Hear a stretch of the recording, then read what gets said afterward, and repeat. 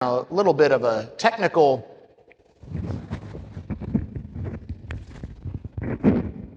sorry, I felt like I was a little loud there. Having a little bit of a technical issue, and so as of right now, I won't have the slides on the screen, but no big deal. There wasn't anything pertinent on the slides. I'll make sure that you get those blanks that are in your book. If you don't have a book, is there anybody here who was not here last week, does not have a book? Because, yeah, go ahead. Craig's kindly offered to pass out some books. Yeah, Craig's got enough there, Cornell. Thank you, brother. Thank you to Craig for passing those out. And if you do have your book, go ahead and turn to I believe it's page 9. Let me double check myself. Yes, page 9. Go ahead and go to page 9 in your class book. I hope that over the course of this week, you have listened or read Matthew all the way through. And I'm going to continue to stress that because Matthew's gospel, just like the other gospels, it's written as a narrative. And when the biblical author wrote that composition, he expected people to listen to or read that narrative all the way through, or at least in large sittings, at least in large chunks. Think of it like a movie. If you were going to go analyze a film, you wouldn't refrain from watching the movie and just say, well, I'm just going to look at each individual scene. I'll watch a scene today and a scene tomorrow. Anybody would tell you who analyzes film, well, that's foolish. You need to first watch it from beginning to end. See the whole movie as a holistic story, and then once you're familiar with the big picture, then you can start analyzing the scenes and see how they add to the story, how they add to the big picture. Well, it's the same thing with a written narrative. And in these Gospels, we're given these narratives of Jesus that are holistic compositions. And so the more familiar you get with the big picture story of Matthew, the more richness and depth you're going to glean from those individual scenes. Now, for our purposes today, we're going to be looking at the first 17 verses of Matthew's gospel. And we're going to be meeting 3 of our objectives. So I don't have them on the screen, but you may remember that last week I said one of the objectives of this class is that by the end, you're going to be able to explain Matthew's major themes that he introduces in 1:1 to 4:17. You're also going to be able to describe Matthew's claims about Jesus, that is his Christology. And then you're also going to be able to interpret Matthew's narrative in light of the larger biblical narrative. Well, we're going to see all 3 of those. We're going to meet all 3 of those objectives today, as well as next week. We're going to spend 2 class periods on this opening genealogy. And probably you're thinking, oh, Nathan, but it's a genealogy. Is it really worth spending 2 classes on a genealogy? Well, yes, because there's so much Matthew is doing in this genealogy that is establishing themes he's going to develop throughout the narrative. Claims about Jesus that he wants us to see so that we have the right lenses on as we then read the rest of the narrative. And we'll see that today as well as next week. So let's start with the big picture. If you notice on page 9, at the very top of page 9, you have that in bold black, that title, Seeing the Big Picture. And on the first page of your book, I have that blueprint for how we're going to examine each portion of text in Matthew. We're going to start with the big picture. Then we're going to zoom in and look at some individual details. Then we'll look at some literary features. We'll also look at Matthew's use of the Old Testament and his Christological claims, and then we'll also do applications. In today's class, we're just going to focus on the big picture of 1:1 to 1:17, the first 17 verses of Matthew's gospel. So let's get started. Let's get on with it. Question 1 in your book is a very simple question. All it requires you to do is observe. What 3 titles does Matthew use for Jesus in chapter 1, verse 1? Now, we went over this last week, but there's still more to say about these 3 titles. So this one's very easy. All you have to do is observe. In verse 1 of Matthew's gospel, what are the three titles he gives Jesus to start his narrative? Christ or Messiah, depending on your translation. So there's Christ. What's the second one? Son of David. And then the third, Son of Abraham. Easy question. We just need to observe, okay, here's the three titles that Matthew has given right at the start. Now let's go to the second question. This one's a little harder. This one we have to think about. What does each title in 1:1 mean? In other words, what is Matthew communicating with these titles? Let me get your thoughts. We'll just take them one at a time. When he calls Jesus the Christ or the Messiah, what is Matthew communicating with that title for Jesus? Savior? Yeah, what else? What else? Cornell? He's sent by God. What else? He's promised. Mr. Mill? The anointed one. Is the anointed one? Anything else anyone's thinking? The lamb? Okay, you could say there's lamb imagery. Certainly the Gospel of John associates the lamb imagery with Jesus as the Christ, the Messiah. Yeah, very good. Very good. Anything else? What about Son of David? Obviously, that's closely related to the title of Christ. What about Son of David? What's Matthew communicating by calling Jesus right at the beginning the Son of David? What does he mean by that title? Yeah, Mr. Mill? He's king. He's king. Yeah, what else? Son of David. Anything else pop in your mind? Fulfillment of the prophecies about David and his descendant who would sit on the throne. Very good. Very good. Man after God's own heart? Yeah, very good. He stole it from you? That's what Andrew does. He steals things. I know. Very good. Excellent. What about Son of Abraham? What is Matthew communicating by calling Jesus Son of Abraham at the beginning?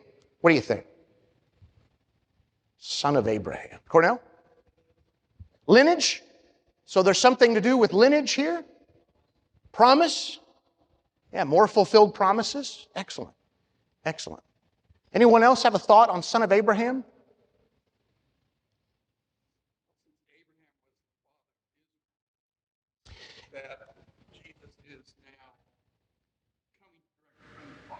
Abraham is the father of Israel, and so Jesus is now continuing that story of Israel.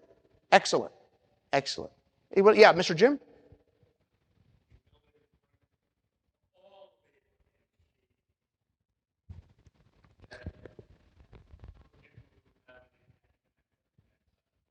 Wait, say that last part again. I missed it.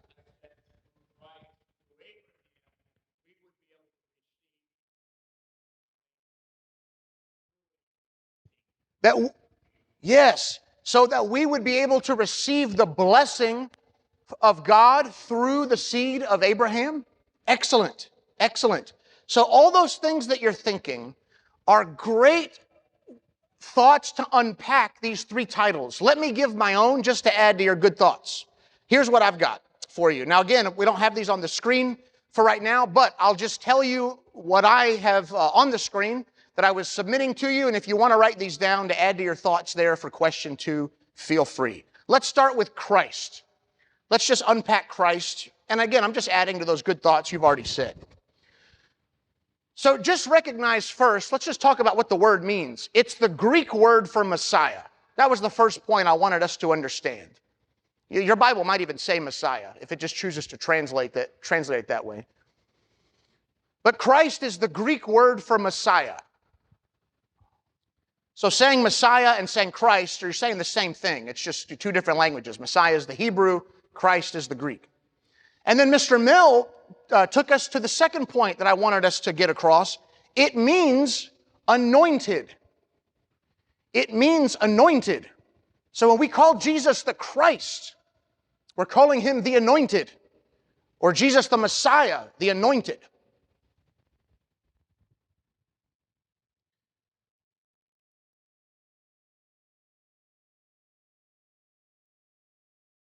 Now, originally, That word was just used for various individuals that were anointed for service to God. So priests, for example, and again, I was going to have these on the screen, but you can write these down if you just want to check them out yourself. But for priests, in Leviticus chapter 4, verses 3 and 5, they are anointed for service to God. It was also a word that was used for kings. So for example, in 1 Samuel chapter 2, verse 10, as well as 2 Samuel 22, verse 51, there's an example there of kings who are anointed. They are Christs. They're Messiahs. They're just anointed for service to God. And then interestingly, in Isaiah 45, verse 1, a pagan Gentile king is called God's Christ, God's anointed, King Cyrus, who God was saying beforehand, I'm going to bring a person to the throne named Cyrus. He is my anointed, because he was going to be the king who was going to let the Hebrews return from exile. So again, my point here is just originally the word Messiah just meant someone who's anointed. But over time, this word came to mean the ultimate King of God. And that was the final point I was giving, if that's something you want to put into your notes. Eventually, this word came to refer to the ultimate King of God. So not just an anointed king, but the anointed king, who would rule over the entire world in God's name.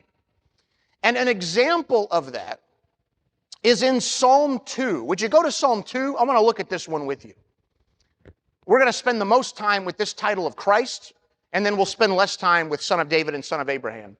But I want to look at Psalm 2 with you, because this is one of those important background texts that should inform how we're interpreting this word anointed, Christ or Messiah, and how it then would be used for Jesus. Now, originally, I don't know how familiar you are with Psalm 2. Originally, this psalm is speaking about the promises to David and his descendants. Remember, in 2 Samuel 7, God had promised David, I'm going to establish your throne, and one of your descendants will sit on the throne forever. Well, Psalm 2 is a reflection of that promise. This is a psalm about the promise to the Davidic line of kings. And notice what is said. We won't read the whole psalm, but look at the first 3 verses with me, first of all. Psalm 2, verse 1. Why do the nations rage and the peoples plot in vain? The kings of the earth set themselves, and the rulers take counsel together against Yahweh and against his anointed, or Messiah, or Christ, saying, let us burst their bonds apart and cast away their cords from us. Skip down to verse 7 of Psalm 2. I will tell of the decree. Yahweh said to me, you are my son. Today I have begotten you. Ask of me, and I will make the nations your heritage and the ends of the earth your possession. You shall break them with a rod of iron and dash them in pieces like a potter's vessel. You may recall that in 2 Samuel 7, when God makes his promise to David, he says to David, your descendant will be a son to me, and I'll be a father to him. And then you see that again reflected in Psalm 2, in verse 7, where God says about this Davidic king, you are my son. Today I have begotten you.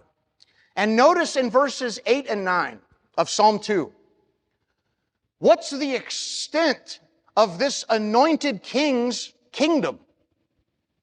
Who will he reign over? In Psalm 2, verses 8 and 9. Is it just Israel? Who will he reign over? The nations, everyone, the world. The scope of Psalm 2 is that this anointed Davidic king will rule over the entire world on God's behalf. So you can see from texts like this, where after the exile, where there's no Davidic king on the throne. And even in the first century, when Jesus comes on the scene, there's no Davidic king on the throne. It looks like the Davidic kingship it's gone away. But texts like Psalm 2 reminded the Hebrews, listen, God had promised that he would give the kingdom to the son of David. That there would be a Davidic king on the throne, and then that king would rule over all nations. God had promised that. And so you can see how this word anointed, it came to refer to the king, the ultimate ruler, who would rule forever on God's behalf. Now, I want you to notice something about this word Christ. Maybe you noticed this if you listened to Matthew or read it yourself. Matthew will stress this title for Jesus in the opening of his gospel by hitting us with it over and over again. Go back to Matthew 1. Let me show this to you. Go back to Matthew 1. Obviously, you've seen it in verse 1. So in Matthew 1, verse 1, he calls Jesus the Christ. And then look at chapter 1, verse 16 of Matthew. And Jacob, the father of Joseph, the husband of Mary, of whom Jesus was born, who is called Christ. Look at the very next verse, verse 17. Look at the end of verse 17. And from the deportation to Babylon to the Christ, 14 generations. Look at verse 18. Now the birth of Jesus Christ took place in this way. And then look at chapter 2, verse 4.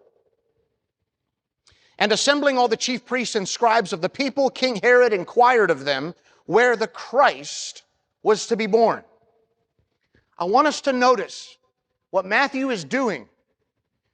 He is hitting us repeatedly with this title, anointed, anointed, anointed, because this is the lens, this lens of kingship, this lens of worldwide dominion that had been promised in texts like Psalm 2. This is the lens through which I want you to see this story of Jesus, the one I'm going to tell you about. That's what Matthew is doing. So we need to read the Gospel of Matthew with that lens on. We're reading about the promised King.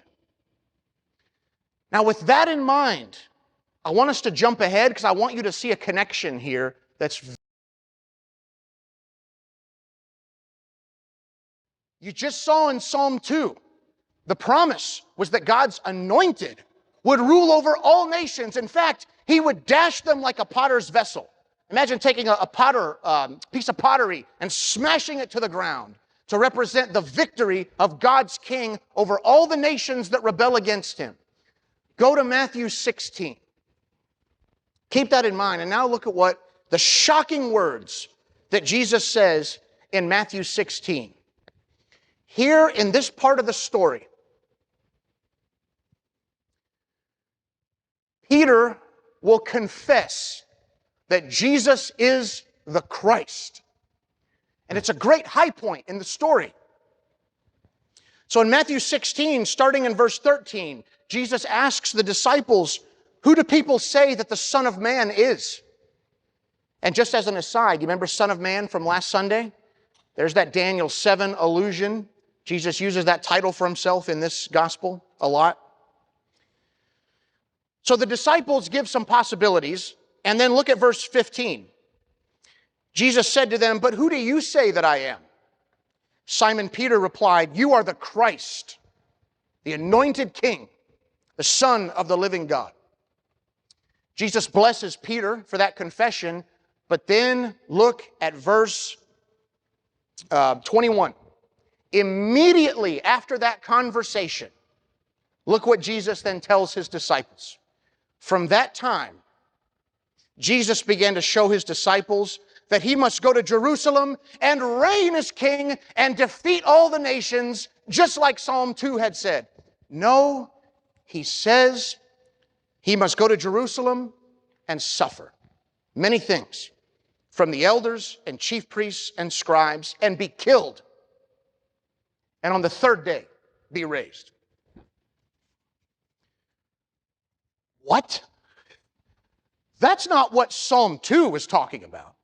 Psalm 2 promised that the anointed king would dash the nations like a potter's vessel, not be executed by them. That's defeat. That's not victory. Well, it's defeat in our eyes. Because God's kingship is going to do things that human beings would never have fathomed. God's victory as king, the victory of his anointed king, is going to be completely different than what human beings would have predicted. Now, Psalm 2 is true. Remember, at the end of Matthew's gospel, Jesus' closing line is, all authority has been given to me in heaven and on earth. Psalm 2 is fulfilled. He is the king of all creation. But he achieves that victory through death, through succumbing to the forces of evil, temporarily, but then to be raised in victory on the third day. So what I want us to see about this title of Christ is its Old Testament background, but also the development of this idea in Matthew's gospel where it takes a very unexpected turn, because that's going to teach us something about God's kingship, that he is a king who rules through submission, love, giving himself to die for his people rather than lording it over them like the Gentile rulers do. It shows us something about what God's kingship is like. Let me stop there. Again, we're spending the most time on Christ. We won't spend as much time on Son of David and Son of Abraham. What questions or thoughts do you have on this point about Christ and all the things that are included in that title for Jesus? Yeah, Mr. Mill?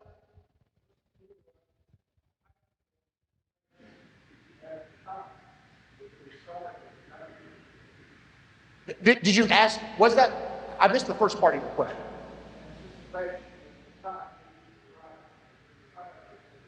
Yes, Mr. Mill is pointing out, even at the time of Jesus, there is this heightened expectation because they had those promises in books like Daniel where they had kind of calculated, okay, it seems like from the time frames that God gave in Daniel about how long the exile would last, and that they had calculated, okay, this is the general time period when it seems that God is going to bring his king. And so there is this heightened expectation for this Messiah figure to finally come. The unfortunate reality of Matthew's gospel, his narrative, is that the kingship comes, but so many miss it. Because it doesn't come in a flash of lightning. It doesn't come with some great military victory. It doesn't come in some whirlwind of fire that everybody can see, oh, the kingship of God is here. In fact, in Matthew 13, Jesus will say, the kingdom of heaven, the reign of heaven that was promised in books like Daniel, it's like leaven in dough. Secretly works. You don't even see it doing anything. You just see its effect, but it's secret. That's the kingship of God? Yes. That's how God's going to rule. And so all these things are here in Matthew's story because this is the story of the anointed king, but so much of his kingship goes counter to what human beings would have thought it was going to be like. Yeah, Andrew?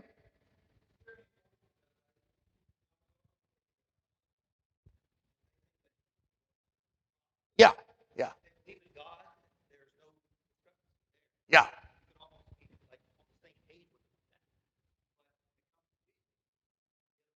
Yeah.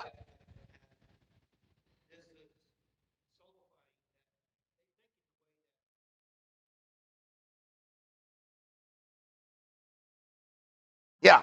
Yeah. Yeah, the aspects of Jesus' kingship and what the New Testament claims are difficult for a Muslim to accept because, and I would argue that their concept of God is different. We have some common ground to discuss, but their whole foundational idea of God can't accept some of the things that the New Testament would claim this is how God is, and they can't accept it. Yeah, very good. Very good. Any other thoughts or questions on the title Christ and what it's communicating about Jesus right at the opening of the story.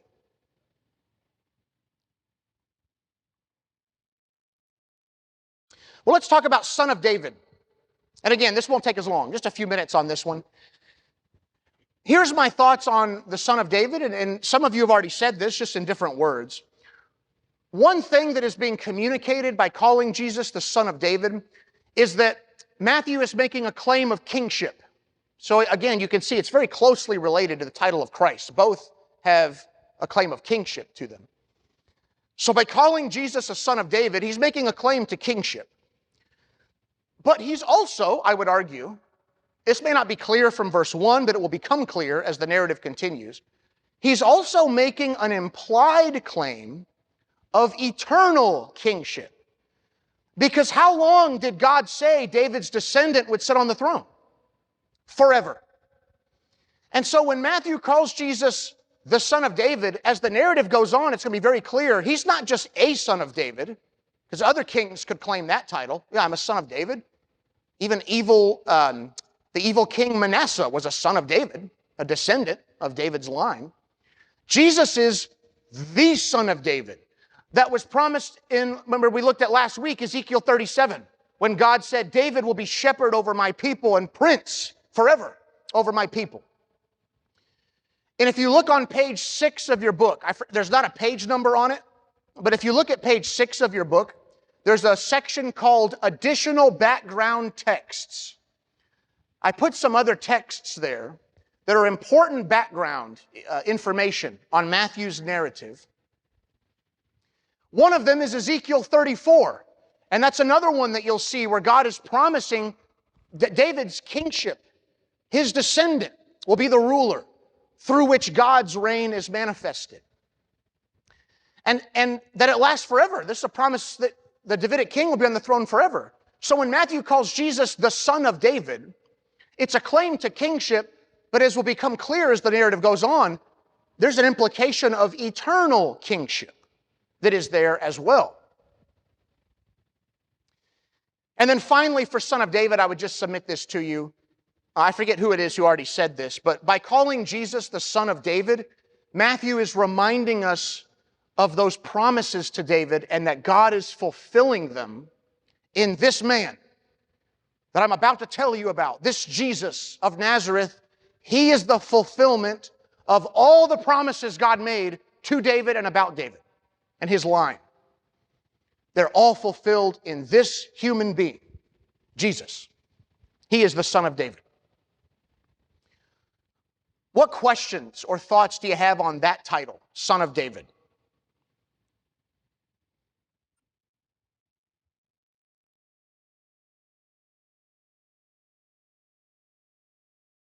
Let's do the last one, and then I'll say a couple points of application here. Son of Abraham. Well, my first point was just simply this, and somebody mentioned it. When he calls Jesus the Son of Abraham, just like with Son of David, it recalls all the promises that God had made to Abraham. Recalls the promises to Abraham and his descendants. So that was the first point I was going to give to you. Son of Abraham recalls the promises to Abraham and his descendants. His descendants, of course, being what we call Israel, the nation of Israel. But here's the second point, and I want you to see this one as well in the biblical text. Would you turn to Genesis 22? Go to Genesis 22. This is something else that should come to our minds when we read the title Son of Abraham, and it's what Mr. Jim mentioned just a few minutes ago. Go to Genesis 22. We looked at a parallel passage last week, but I want to show this in Genesis 22 as well. Genesis 22, and look at verses 17 and 18. Speaking to Abraham, God says, I will surely bless you, and I will surely multiply your offspring as the stars of the heaven and as the sand that is on the seashore. And your offspring shall possess the gate of his enemies. And in your offspring, all the nations of the earth, or in your offspring shall all the nations of the earth be blessed. because you have obeyed my voice. By calling Jesus the son of Abraham, Matthew reminds us that it was through Abraham that all nations would receive God's blessing. It reminds us that through Abraham, all the nations would be blessed. And so just to sum up this point about these three titles, when Matthew opens his gospel with that opening line, here's what he's doing. I'm about to tell you the story of Jesus, the anointed king. You're about to read a story of God's kingship. You're about to read a story about the promises to David being fulfilled, because Jesus is the son of David who will sit on the throne forever. And you are about to read the story of God fulfilling all his promises to Abraham, because he is the son of Abraham, through whom all the nations of the earth will be blessed. So if you want to know, how did God keep those blessings, how did God keep those promises to Abraham and to David? Matthew would say, here it is. It's the story of Jesus. He is the fulfillment of all those promises. Now let me make a couple points of application and then see what questions or thoughts you have. And then we'll move into our last part, just a few minutes of the genealogy. These applications are not in your book. I added these after we printed the books, and I was just reflecting on it. There's 2 points that I want to make. You can write these down if you have room at the end of question 2 there in your book, or maybe the bottom of the page, bottom of page 9. But these are not in your book. But here are some things that I think we can take from just these opening 3 titles that Matthew has given to us to give us these lenses through which to see the story that we're about to read. Here's the first one. One of the things that we're reminded of with these titles is that kingship, I had to look and see how I worded it. Kingship is the ultimate government under which we live. Kingship is the ultimate government under which we live.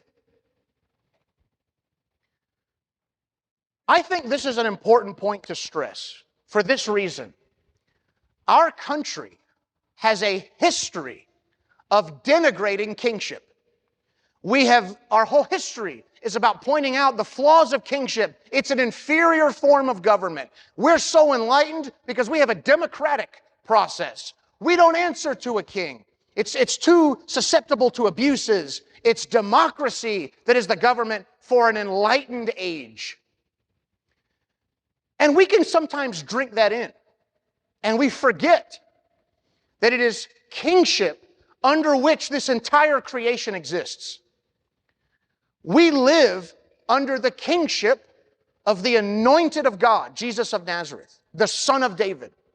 When we come here to worship as a community on Sundays, we come just like the Magi, who we'll see in chapter 2, we come as Gentiles to pay homage and to worship the King of the Jews, the King of the Hebrew people, because we recognize that it is kingship under which we live. And it's the kingship that comes through the Son of David. And so I would submit this to you to consider. I think this point is important to reflect on, because it helps us to remember to not put so much emphasis on the leaders that are voted into office in our country's history. It helps us to remember that we need not get super fixated on what presidential candidate is going to be the one who's nominated and which one's going to be elected, and oh, he was elected, and oh, this is just doom for our country. We need to remember that ultimately we need to be focused on the kingship of the Son of David, because he's the one to whom we answer. He is the king over the United States. He is the king over Russia. He is the king over all the nations of the earth, and every nation will answer to him, and every individual in every nation will answer to him. So our focus, it's okay to be involved in politics and to care. It's okay, but we need to remember that our ultimate aim is to serve the king, because kingship is the government under which we all exist, under which the whole creation exists. It is kingship through which God rules his cosmos. And so as you read Matthew's gospel, you're reading about the king to whom you will kneel, either willingly in humility right now, or by compulsion when the king returns to enforce his moral authority in the creation that he's made. That's one application that I think this reminds us of, where Matthew says to us, you're about to read the story of Jesus, the Messiah, the Christ, the anointed king, the Son of David. We all live under that kingship. And then finally, here's the second point that I would submit to you as an application from the title Son of Abraham. I'm assuming all of us in this room are Gentiles. I don't think we have any ethnic Jews in the room today. I don't think we do. But even if we do, you're the minority. Most of us in here are Gentiles. And so this is important for us. As Gentiles, our blessing from God comes through the offspring of Abraham. That is Israel. As Gentiles, our blessing from God comes through the offspring of Abraham. That is Israel. I will make this point again later in the quarter because this is something that Matthew will stress. But I wanted to bring it up here because I want to prime our minds to be thinking of this. Here's why. It seems to me from comments that I've heard, not just here, but also other churches, and this is not unique to us in churches of Christ, this is just an aspect of the modern church, I think. It seems that there's a rift that we create between the Old Testament and the New Testament. We create this rift, this divide. And one of the ways that that rift manifests is we create this rift between between Israel and the church. And we focus only on the discontinuity between the two, forgetting that there are plenty of New Testament passages that stress the continuity. There is both. There's continuity between Israel and the church, but there's also discontinuity between them. But we only focus on the discontinuity, at least in my experience. I've never heard anybody in a Bible class say it would be perfectly acceptable for us to have on our church sign out there, the Israel of God in Jesus Christ. That's how Paul refers to us. That's how he refers to the Gentile church. We're grafted in. The book of Romans, Gentiles are grafted in to God's Israel. Israel's now defined, the seed of Abraham is now defined through faith. So there's some discontinuity there, but there's continuity as well.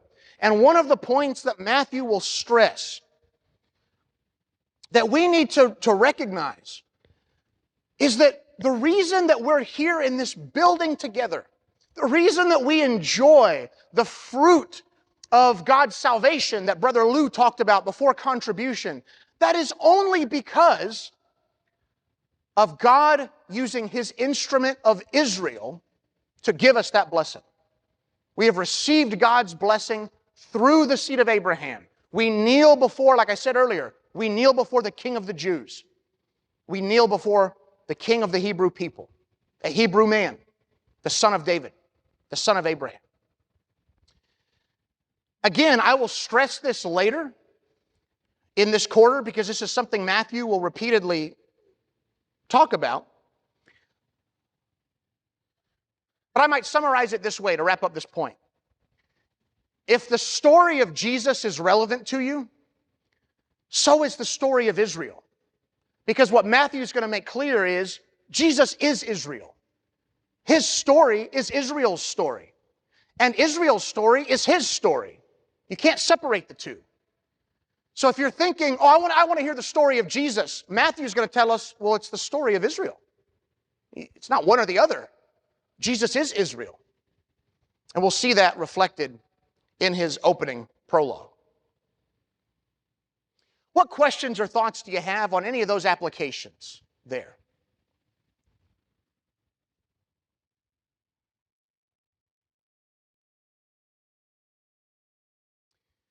If you have small kids, we're at 11:15.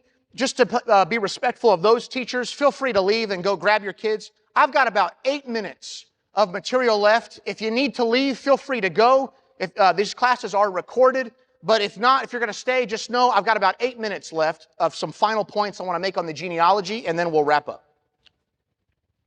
Look at the question 3 on page 9 of your book.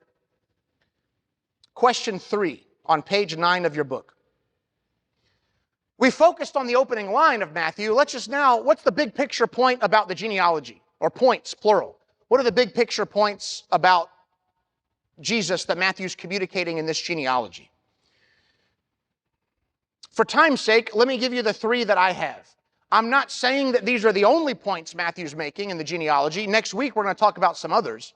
But I would argue that these are maybe the big picture points that Matthew is making. Here's the first point. In the genealogy, Matthew is claiming Jesus is the promised Davidic king. That's the first point that Matthew is making. Jesus is the promised Davidic king. That's one of the big picture points Matthew is stressing in the genealogy. Let me show you how he does that. Go to Matthew 1, if you're not there, back there already, and look at that genealogy with me. Here's how he stresses that Jesus is the promised Davidic king. He does it a few ways. One of them is in verse 6. Look at verse 6 of chapter 1.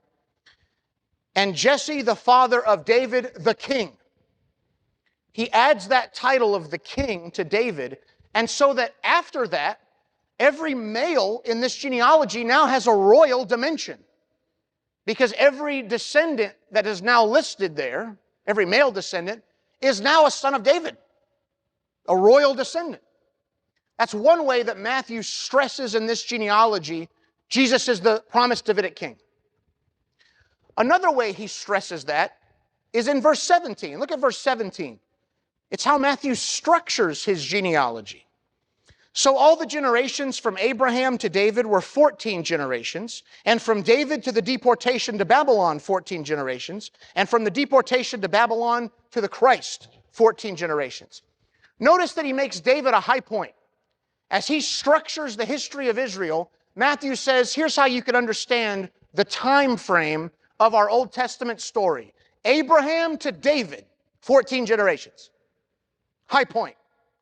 David to exile, 14 generations, and then exile to Christ, 14 generations. So he gives David kind of a pride of place. Now, the Messiah is the ultimate pride of place, but again, he makes David this high point in how he structures his genealogy.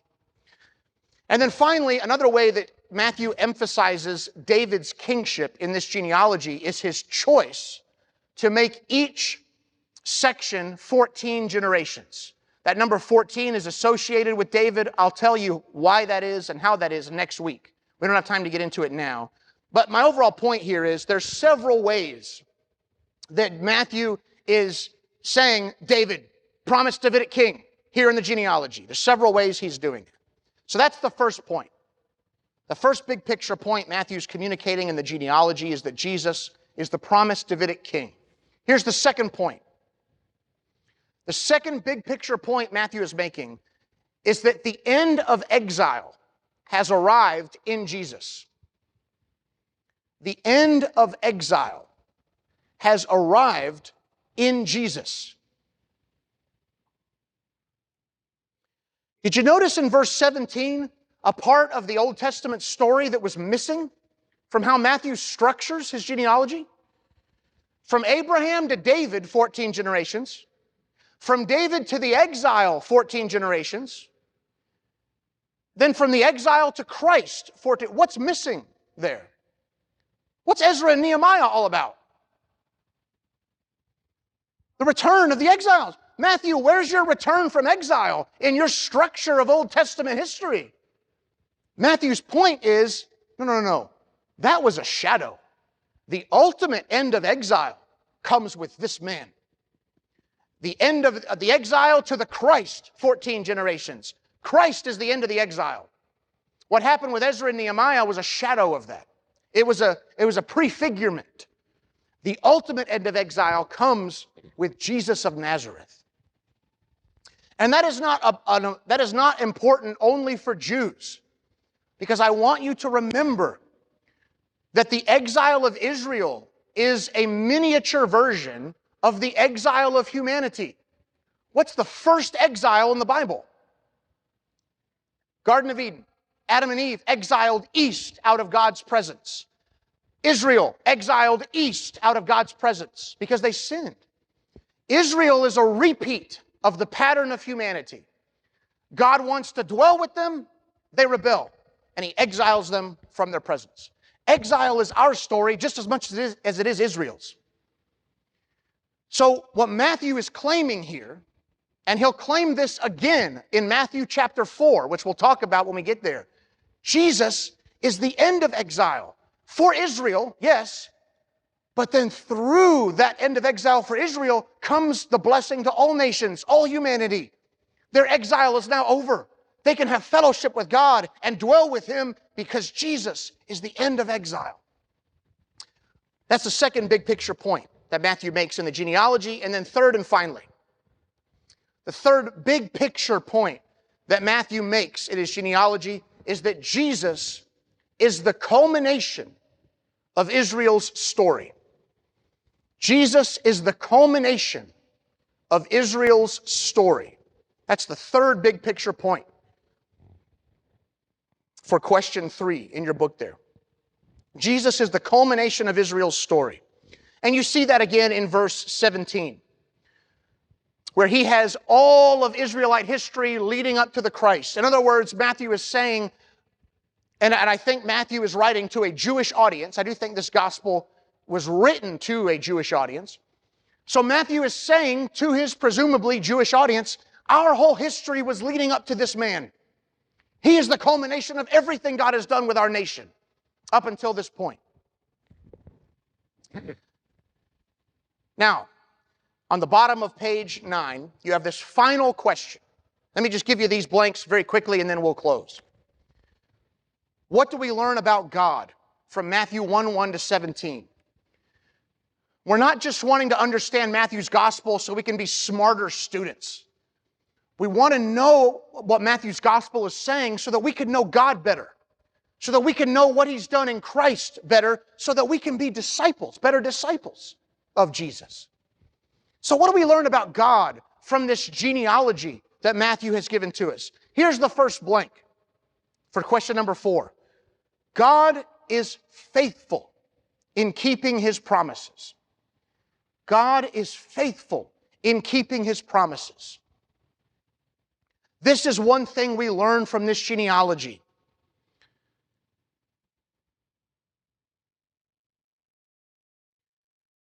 When Matthew wrote this gospel, it was over 2,000 years after Abraham had lived. Over 2,000 years after Abraham had lived. And now God is keeping His promises. Think of Israelite history through the Egyptian bondage, the exile, even the intertestamental period where Israel is taken over by the Greeks and there's this time of persecution and chaos. And all those times, if you just looked at everything that was going on, you'd think, how is God going to keep His promises in all this? I mean, He's made promises to Abraham. He's made promises to David. He's made promises to all of us in this nation. And look at what's going on.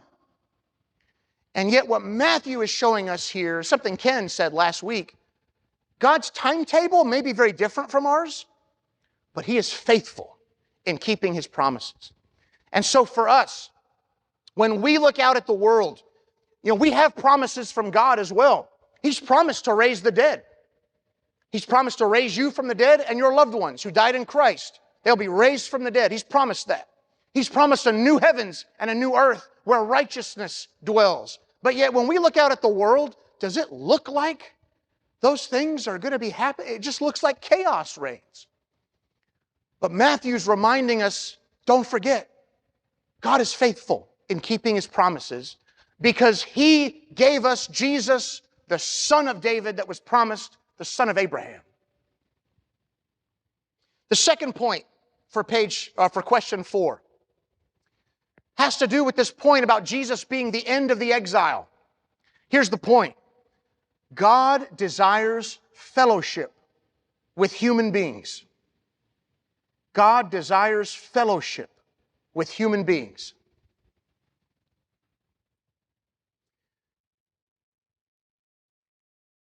Just like Adam and Eve, all of us have sinned. We live in a state of exile now. That's how Peter addresses his audience in 1 Peter. We live as exiles. There's a sense in which we've been separated from God, from our sin, a very real sense. God could have left us in that state. He could have left all of human beings in the state of, you rebelled against me, this is too much trouble, you're not worth it, I don't deserve this. And he would have been right if that was his attitude. But instead, God has acted on our behalf, on your behalf, because He desires fellowship with you, with us. And He's become a human being to have that fellowship. God is a relational being. So when you pray to God, whether it's here in community or whether it's at home in your individual life, you are not speaking to a being who just tolerates you. You are speaking, yes, to the God of heaven and earth who spoke everything into existence, but you're speaking to a being who wants fellowship with you so badly that He became a human being and died to get that fellowship with you. God has acted to end our exile because He desires fellowship with human beings. And then finally, last one. God is at work and in control of earthly events. The last blank there on page 9. God is at work and in control of earthly events. This is another thing that we learn from the genealogy.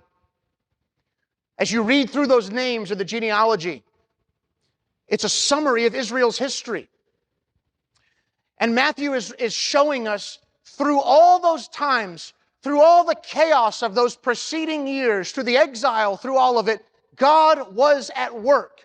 Not only in the big events, but even in the individual lives that you see listed there in the genealogy. God was shaping things so that He could bring His Christ, His anointed King, into the world. God is in control. So when we look out at the world again and we see chaos reigning, and it looks like evil has just overcome everything, remember, God is at work. He is in control, and He is bringing creation to the final return of Christ, where it will be the consummation of all of His kingdom promises that He has made. Now, next week, we will look at the same 17 verses of Matthew 1, but we'll note some details that we didn't mention today, as well as some other things. I'll go ahead and end here. Thank you all so much for being here. I know I went over. Appreciate y'all's kind attention.